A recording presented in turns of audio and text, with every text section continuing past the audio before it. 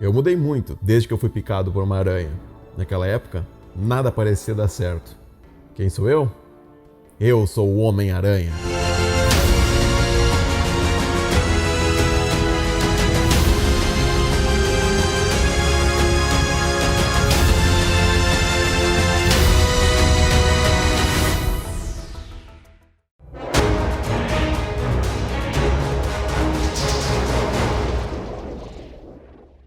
E aí pessoal, como é que vocês estão? Tudo certo? Eu sou o Nicolas e sejam muito bem-vindos a mais um vídeo. E hoje eu tô aqui para conversar com vocês sobre um dos filmes do Homem-Aranha que talvez seja o mais incompreendido de todos. Até eu, que sou fã do personagem, olhava esse filme de um jeito e cada vez que eu reassisto, a minha visão, a minha perspectiva sobre tudo que acontece acaba mudando. E apesar do Sam Raimi não ter gostado muito de produzir esse filme, porque a Sony em si estava cortando o processo criativo dele, não dando essa liberdade para ele construir o que ele realmente queria, ele ainda conseguiu fazer um trabalho incrível de direção. E nessa história, a gente já começa sendo apresentado algo que nem mesmo nós, fãs, imaginaríamos que viríamos tão cedo, que é o Homem-Aranha sendo amado por grande parte da população. Mesmo que o Clarim Diário ficasse todo o tempo martelando que o Homem-Aranha não é um exemplo a ser seguido e que ele é realmente um criminoso. Mas é aquilo, os atos do Homem-Aranha falaram mais alto do que a imprensa. E a mentalidade do Peter, obviamente, já estaria bem diferente dos outros filmes, justamente por influência disso tudo. E com o decorrer da história, vocês começam a entender cada vez mais do que eu tô querendo dizer. A vida do Homem-Aranha nunca foi fácil, em momento algum. Ela sempre tinha alguma coisa que acaba implicando tanto pro lado pessoal quanto pro lado heróico. Mas aqui o Sam Raimi apresenta uma perspectiva totalmente diferente, totalmente nova. Porque ao mesmo tempo que o Homem-Aranha está sendo amado pela população, que é algo que ele nunca imaginou receber, o lado dele como humano, como Peter Parker, aparentemente também estava tudo sob controle. Ele não tinha mais problemas com aluguel, ele estava indo bem nas aulas. Tipo, os dois lados basicamente estavam estabilizados. Tanto que até o personagem acaba dizendo o seguinte: todo mundo gosta de mim.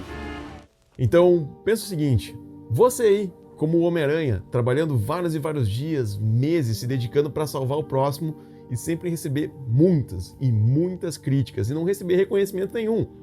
Até chegar um ponto em que revistas, jornais, até bonecos, figuras de ação já estão sendo vendidas para demonstrar o carinho que as pessoas têm por tudo que tu tá fazendo. Realmente, dá para entender o porquê que o Peter acaba meio que subindo a cabeça e ficando todo bobo. Fiquem aqui, vai passar de novo daqui a uns minutos. E lembra que eu falei para vocês que parece que ambos os lados, Homem-Aranha e Peter Parker, não estão sendo afetados? Tá tudo muito bem estabilizado? Então, temos a cena da turma do Connors, e ele e a Gwen parecem ter algum tipo de contato, algum tipo de conexão, ou pode ser simplesmente aquele tipo de competição saudável de quem é o mais esperto da turma. E hoje eu vou falar pra vocês como é curioso que esse filme trabalha várias referências com coisas apresentadas no primeiro filme, só que em perspectivas totalmente diferentes. Por exemplo, a Gwen, aqui, que é pra ser a garota bonita da sala, também é a garota nerd, é a garota que também reconhece a presença do Peter, sabe? Ela sabe quem o Peter é e acha ele um cara muito bacana. Tipo, ela não precisou ter alguma ideia de que ele era o Homem-Aranha para começar a admirar ele. E obviamente o Peter reconhece isso e também vê a Gwen com certa admiração. E faz sentido que, no fundo, ele sinta algum tipo de atração por ela, mesmo que por hora ele não demonstre. Por outro lado, a gente acaba vendo que a personagem que no primeiro filme era considerada a mais bonita da sala, a mais popular, e que no segundo filme estava numa crescente de sucesso lá na Broadway, agora, através do próprio público, após a sessão, a gente vê que com os comentários da plateia, a credibilidade da Mary Jane está decaindo muito. Mas isso, até o momento, só o Peter acaba sabendo. E ela tava legalzinha. E aí, mais à frente, nós somos apresentados a um novo personagem, um novo vilão, Flint Marko. Porém, a gente percebe que a motivação dele é totalmente atípica, totalmente diferente dos vilões anteriores. Sendo então a filha pequena, que possui problemas sérios de saúde. E tudo o que ele fez até agora foi para conseguir dinheiro suficiente para uma cirurgia. Eu não sou pai, mas eu não duvido que qualquer pai faria qualquer coisa pela saúde dos seus filhos. E quando a gente olha com essa perspectiva para os atos do personagem, algumas coisas começam a fazer sentido. Pode não ser as melhores formas para conseguir o que ele quer, sim, mas que de certa forma faz algum sentido, aí faz. Eu digo isso porque quantas vezes aí você já viu pelo jornal notícias como, por exemplo, uma criança roubar um pedaço de pão ou roubar um tomate, alguma fruta, porque estava com fome, estava desesperado, porque precisava comer. Então, pensa só um pai vendo a filha naquele estado e não conseguir dinheiro para conseguir ajudar. E um pouco mais à frente, a gente vê uma das frases que, na minha opinião, pelo menos para mim, é uma das mais marcantes desse filme, que ele diz que ele não é um cara mau, ele simplesmente não teve sorte. Então a gente já fica pensando, cara, o que será que ele fez? Eu não sou uma pessoa má, só não tive sorte. E na transformação do Marco em Homem-Areia, fica muito mais claro o que dá forças para ele seguir em frente, ou melhor, para ele ficar de pé.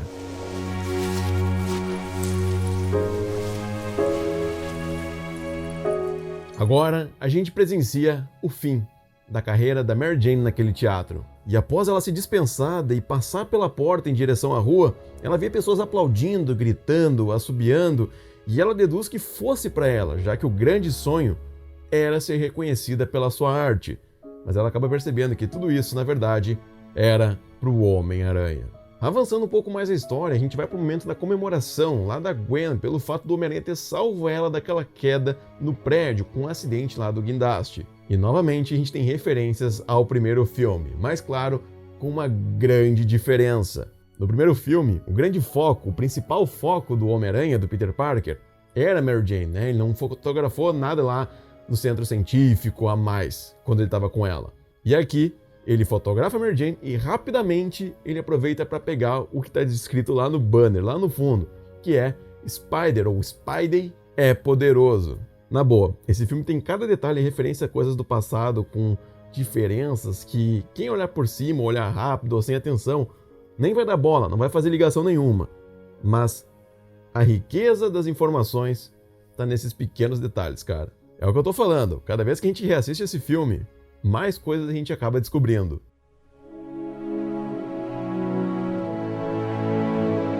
Então, ainda nessa parte do evento, a gente tem o diálogo da Mary Jane com o Harry. E ela desabafa e tal, fala que saiu do teatro, e ele acaba confessando que escreveu uma peça para ela na época de escola. Lembrando, o Harry estava ainda em recuperação, ele tinha sofrido aquele acidente, tinha perdido várias memórias recentes, então ele não tinha o lado manipulador e doentio do Duende Verde, digamos que ativado. Ele simplesmente estava sendo o Harry. E com isso, cara, acaba indicando o seguinte, que lá no primeiro filme, o Harry não foi de tiração ou sacanagem lá para falar com a Mary Jane. Ele, no fundo, também amava ela, mas ele não sabia o que dizer exatamente. Talvez não tinha nem ideia de como começar um assunto. E talvez, pode ser que ele não ame tanto a Mary Jane como o Peter, mas isso é algo mais subjetivo, mais particular de cada personagem. Porém, o Harry nunca ficou com outra pessoa, pelo menos nunca foi mostrado que ele ficou com outro alguém enquanto estava com a Mary Jane. Né, Peter? O engraçado é que eu sempre estive aqui. Agora, no jantar do Peter com a Mary Jane, a gente vê dois extremos. A Mary Jane perdendo o controle de tudo no seu lado profissional, vendo tudo desmoronar, sentindo também que perdeu o Peter e as críticas que pareciam vir do pai dela. E no outro lado, o Peter, que tem ambos os lados aí de herói e cara comum, indo bem. Indo bem. Pois é, nem ele acreditava que o nerdão do Queens conseguiria passar por tudo isso. Na boa, a vida do Peter tá tão bem alinhada que ele acaba ficando burro e tomando várias vezes decisões idiotas. Aonde você vai? Não vem atrás de mim. Agora, reparem bem, pessoal, a diferença na reação que ele tem quando chega a Mary Jane e quando chega a Gwen. E isso tudo só aponta ainda mais para aquilo que eu falei lá no começo do vídeo, que no subconsciente dele, talvez, ele sentia bastante atração pela Gwen. Mas lembrando que atração é diferente de amar alguém. Ela acha você um gênio e estava cheia de intimidade com você. Ou será que não notou? E curiosamente, depois desse momento do jantar, é que a vida do Peter, esse momento tão bom que ele estava vivendo, começa a mudar. Por exemplo, descobrindo quem realmente matou o tio Ben. E depois dessa descoberta de quem havia matado o tio Ben, é que, cara, é genial a forma que o Sam Raimi constrói tudo isso, sabe?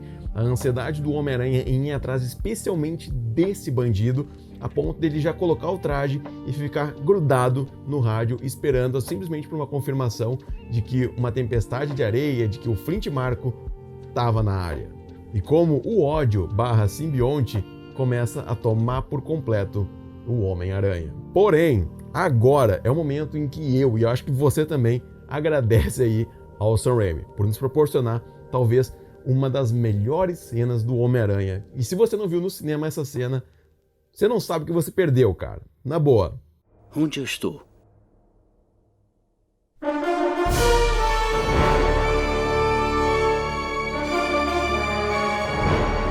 Agora, a gente vai para o momento daquele confronto, lá nos túneis dos trens. E ali fica mais do que claro que o Homem-Aranha não luta para recuperar o dinheiro que foi roubado ou simplesmente conter o Flint, mas para acabar de vez com ele. O foco era matar. E se ele não fosse o Homem-Aranha, lá no começo, o Peter teria matado ele sem pensar 2 vezes. Algo totalmente diferente do que a gente acabou vendo lá no primeiro filme, onde a morte do Carradine foi causada por um acidente.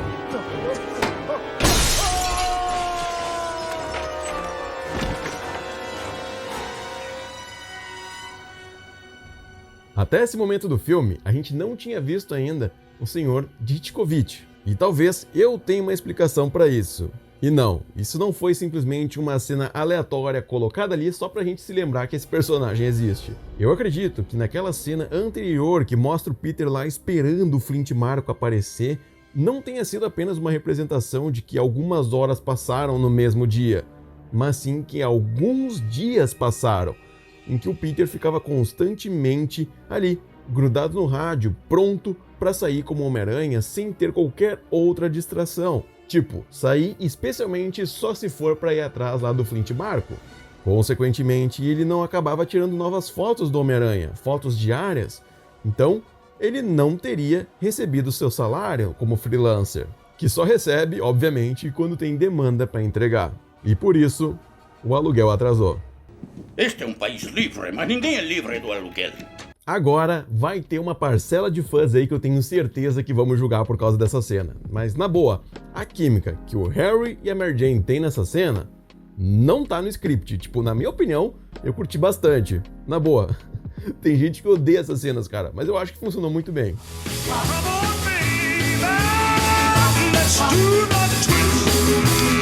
Em seguida, a gente percebe o quanto o Harry realmente admirava e prestava atenção na Mary Jane, né? Porque a gente acaba vendo o tamanho do roteiro que esse cara escreveu especialmente aí pensando nela. E na época, um detalhe importante, na época ele tinha apenas 17 anos. Pode falar, né? Tenho certeza que você não imaginava que o Harry teria feito isso.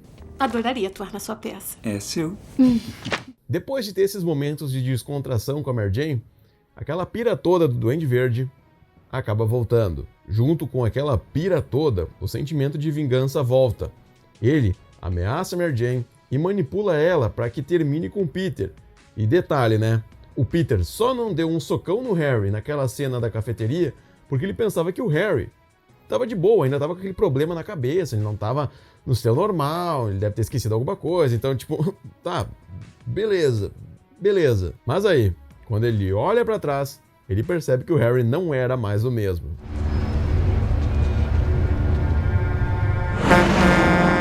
Agora, lembra que eu falei pra vocês, naquele momento da luta no confronto lá nos túneis dos trens, que se o Flint Marko não fosse o Homem-Aranha, certamente ele teria morrido logo no começo?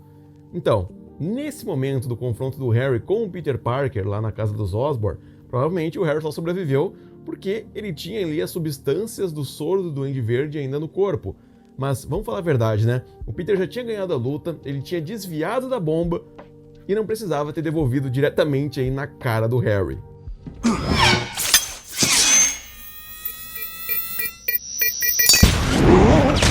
E a partir daqui é que a gente acaba desconhecendo total o personagem que a gente havia conhecido há 2 filmes atrás. E depois disso surge então um novo personagem, que muitas pessoas conhecem como Bully Maguire. Tá querendo paz, é? vai, igreja. Mas, apesar de ter muitas cenas de humor, somando tudo isso que aconteceu recentemente, mais o que acabou ocorrendo no bar, o fato dele ter dado um baita de um tapa na Mary Jane, derrubado ela no chão, fazer esse ato contra uma pessoa que há algum tempo atrás ele daria a vida sem nem pensar para proteger, a gente acaba vendo o quão o personagem acabou se perdendo, tanto que nem ele se reconhece mais. Quem é você? Eu não sei. E assim, tem uma questão de perspectiva muito foda nesse momento aqui, nessa cena da igreja. Mostrando então o Peter entrando pela parte lá de cima, lá no sino, basicamente querendo descrever que ele era alguém que estava nas alturas, se achando que estava acima de tudo e todos. E agora precisou descer para se redimir aí dos seus atos e tentar ser um pouco mais humilde. E por outro lado, a gente vê o Ed entrando por baixo e clamando por vingança. Ele estava pedindo a Deus para se vingar do Peter Parker. E a forma como o Sam Raimi trabalha essa questão de pedido atendido pelo Brock é um negócio absurdo, né? Porque eles usaram o sino da igreja para fazer aquela referência que o simbionte ele é fraco a sons altos, né? Então, já da mesma forma parece que é um chamado divino pro pedido do Ed. E, cara, na boa, a construção dessa cena é muito, muito incrível.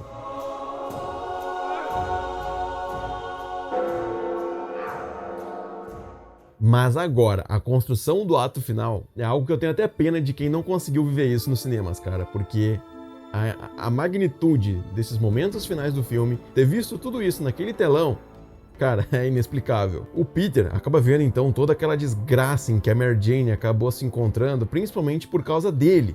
E daí começa a subir de leve aquela trilha épica. E ele vai lá, pega o traje que estava jogado embaixo da cama. E a referência dessa cena com a do primeiro filme, quando ele se torna definitivamente um Homem-Aranha, na boa, isso foi e ainda é de arrepiar, cara. É linda demais essa cena.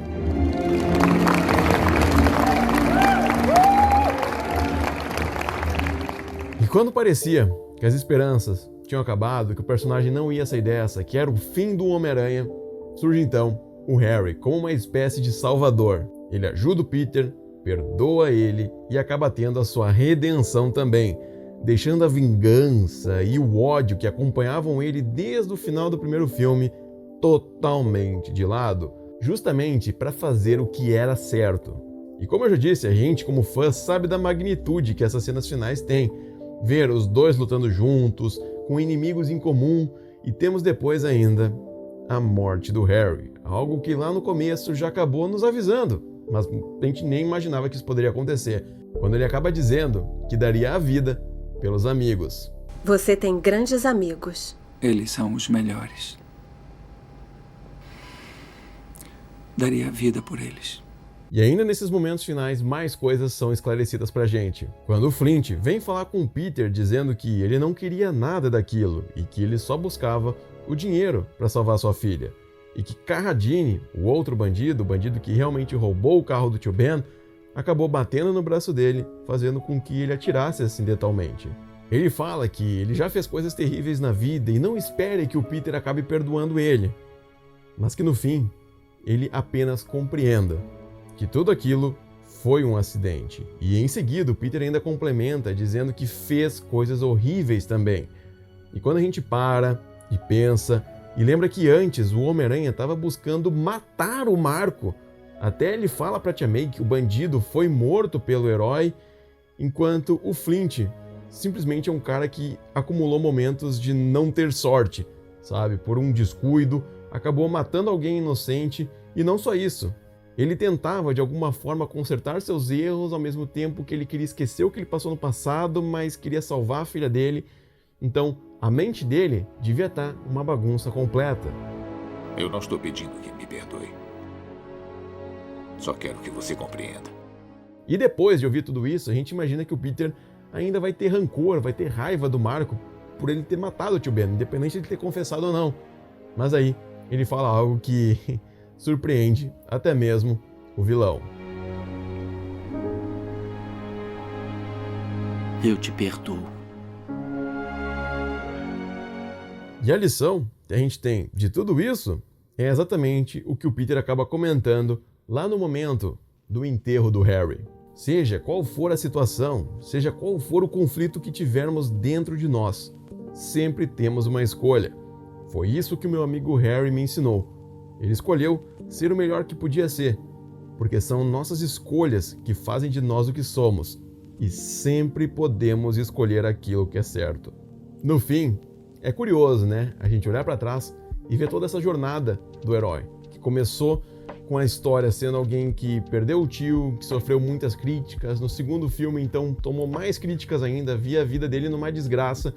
E logo no começo do terceiro filme, tudo parecia tão bem, tudo tá em harmonia, ele tava com a Mary Jane, tava sendo recebido com carinho pelo público como Homem-Aranha. A vida dele na universidade tava indo muito bem e tudo isso acaba subindo a cabeça do personagem, faz ele se perder. A Mary Jane também vai totalmente ao contrário do que a gente vê nos outros filmes, né? Ela acaba tendo uma situação aí da vida onde ela acaba vivendo bastante o fracasso em várias áreas. A gente percebe que um dos vilões nem era tão vilão, ele simplesmente teve uma sequência de situações de azar que acabaram ferrando com a vida dele, mas no fim ele só queria buscar o perdão, mesmo que não existisse.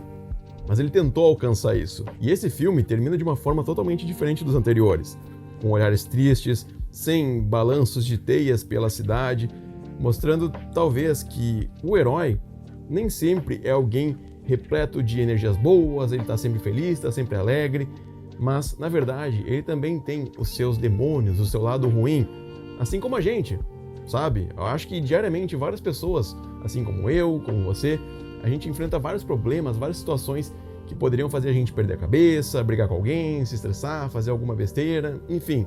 Não é só o herói ou só pessoas comuns que passam por isso. Mas o grande detalhe, que é o que o filme quer passar, é que independente de tudo que aconteça, qualquer conflito interno ou externo, a gente sempre vai ter a opção certa para escolher. E cabe a nós cuidar em cada detalhe, cada ação que a gente tomar. E aí, gostou desse vídeo? Então não esquece de deixar o teu like aqui embaixo, se inscrever no canal caso você ainda não seja inscrito aqui.